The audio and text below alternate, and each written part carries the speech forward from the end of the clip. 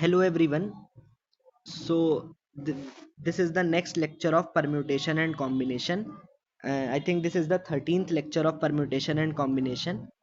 In this part, you can see slowly I have raised the level of the questions. We are doing a pattern of distribution based type where similar things are distributed to different person. I have segregated type wise. So in this lecture, let's begin without wasting much time. I have explained you this question and this question. In the previous lecture, we have covered till this lecture. When C is a multiple of 3, if anyone has not watched the previous lecture, first please watch that. Otherwise, you will not be able to understand the further concepts. So we have covered till this. Now we will start from this type of questions.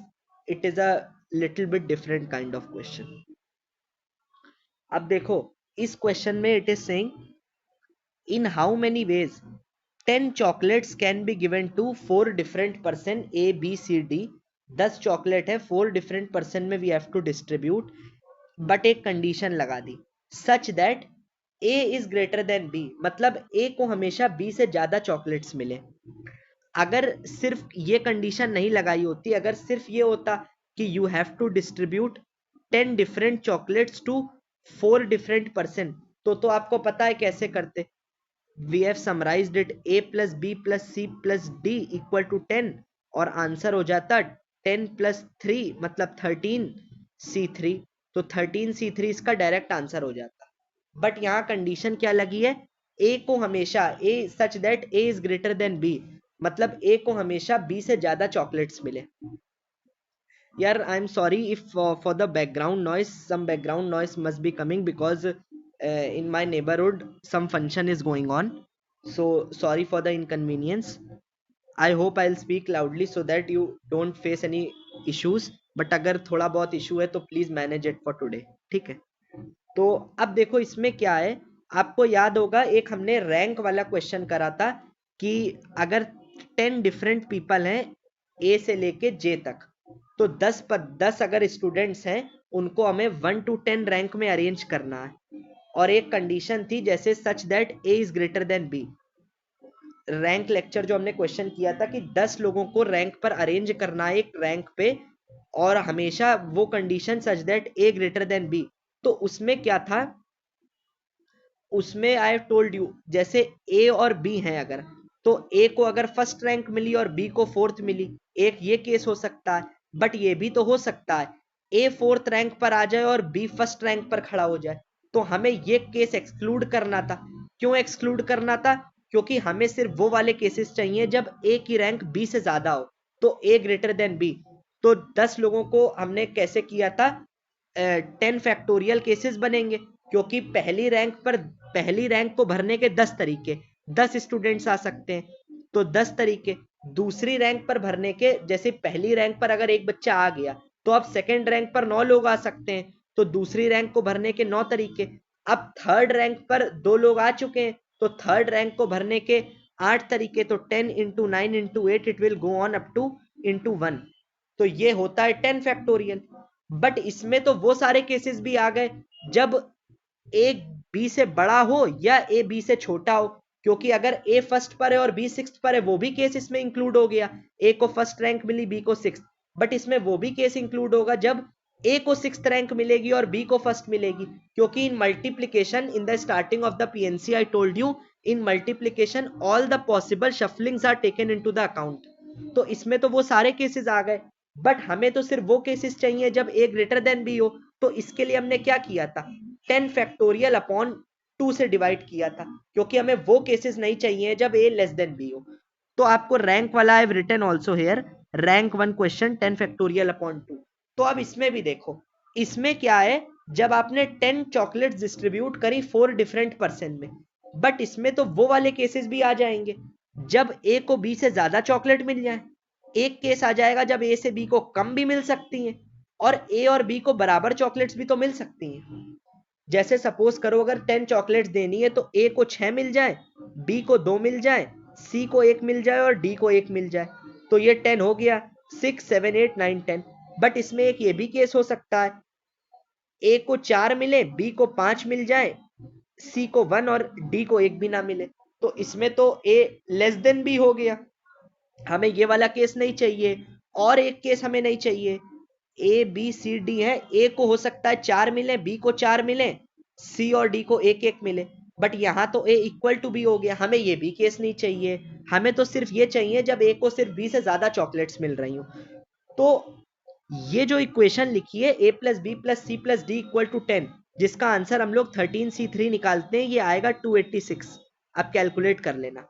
तो इसमें तो 286 में 13C3 में तो वो सारे cases include हो गए जब ए ग्रेटर देन बी है, ए लेस देन बी और ए को इक्वल टू बी चॉकलेट्स मिल रही हैं। तीनों केस इंक्लूड हो गए ना। बट हमें कौन से केस हटाने हैं? हमें ए इक्वल टू बी और ए लेस देन बी वाले केसेस सब्ट्रैक्ट करने पड़ेंगे टोटल में से। तो टोटल थे 13C3, उसमें से वो वाले केसेस सब्ट्रैक्ट कर दो टोटल में से। अगर हम जैसे इसमें 10 फैक्टोरियल टोटल केसेस थे, अपॉन 2 कर दोगे तो क्या बचेगा? हमें वो केसेस अपॉन 2 करने पर वो केसेस सब्ट्रैक्ट हो जाएंगे, कौन से? ए लेस देन बी वाले। तो पहली चीज तो हम ये करेंगे 13C3 है, अपॉन 2 अगर कर दिया तो वो सारे केसेस हट गए जब ए लेस देन बी हो गया। बट अभी भी ए इक्वल टू बी वाले तो बच गए ना। अब ए इक्वल टू बी वाले हटाने के लिए टोटल में से minus A equal to B upon 2 कर दो। अब हमें यह निकालना पड़ेगा ए इक्वल टू बी में कितने केसेस बन सकते हैं। अब याद करो पिछला क्वेश्चन जिसमें हमें सी को मल्टीपल ऑफ 3 में चॉकलेट्स, मतलब सी को हमेशा मल्टीपल ऑफ 3 में चॉकलेट मिल रही थी, तो हमने इक्वेशन बनाई थी a plus B plus 3c। अब in the previous lecture I told you कि जहां में भी कोएफिशिएंट 1 नहीं होता है, तो जिस पे 1 नहीं है उसके लिए हमें केसेस बनाने हैं। अब इसको देखो, हमें a इक्वल टू बी वाले कितने केसेस निकालने हैं। अब a इक्वल टू बी अगर है तो यहां पे हम इस इक्वेशन में a इक्वल टू बी रख देते हैं, तो ये क्या हो जाएगा, a plus C plus D equal to 10। तो ये हो जाएगा 2a plus C plus D equal to 10।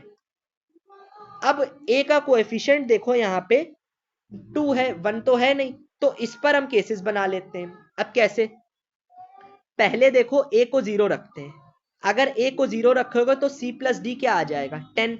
तो इसका आंसर क्या होगा, इसका आप निकाल लोगे, 10 प्लस 1 c1, 11c1। और nc1 कितना होता है, n, तो 11c1 11 हो गया। एक बार a को 1 रखो तो c प्लस डी आएगा 8, तो आएगा 9c1, तो इक्वल टू 9। तो पहले जब a को 0 रखा तो 9 11 मिला, a को 1 रखा तो 9 मिला, a को ऐसे ही 2 रखोगे, 3 रखोगे, 4 रखोगे, 5 रखोगे।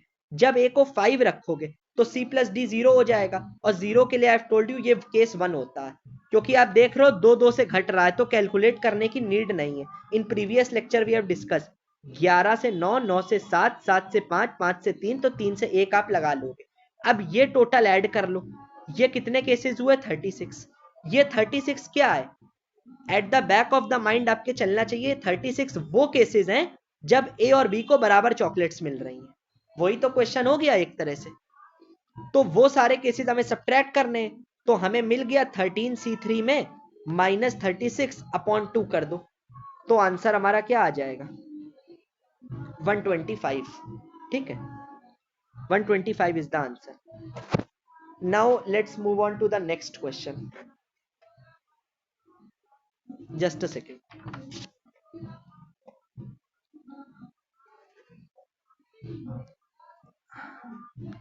यार by mistake I think I have not uploaded the, मतलब ये जो क्वेश्चन है इसका question I have not uploaded by mistake. तो ये क्योंकि एक क्वेश्चन है उसी का कंटिन्यूएशन में सॉल्यूशन है, so I will upload the question first, I will upload the question in the next lecture. ठीक है, उसी का क्योंकि ये सॉल्यूशन है, तो क्वेश्चन मतलब क्वेश्चन आई रिमेंबर, बट आपके लिए हम कर देते हैं because I don't want you should when I will circulate you the PDF, तो पीडीएफ में कोई इशू नहीं। वैसे तो क्वेश्चन आई रिमेंबर शायद ये क्वेश्चन है, हाउ, आप नोट करना चाहो तो नोट कर लो, how many numbers up to 10,000, how many numbers up to 10,000 will give sum of digits as 14? How many numbers up to 10,000 will give sum of digits as 14? ठीक है, but इसका question I will explain you in the next lecture. Sorry यार for the inconvenience, इसीलिए I am keeping this video short because question is not uploaded by mistake. ठीक है, तो अभी एक ये क्वेश्चन आप कवर कर लो। ठीक है, थैंक यू।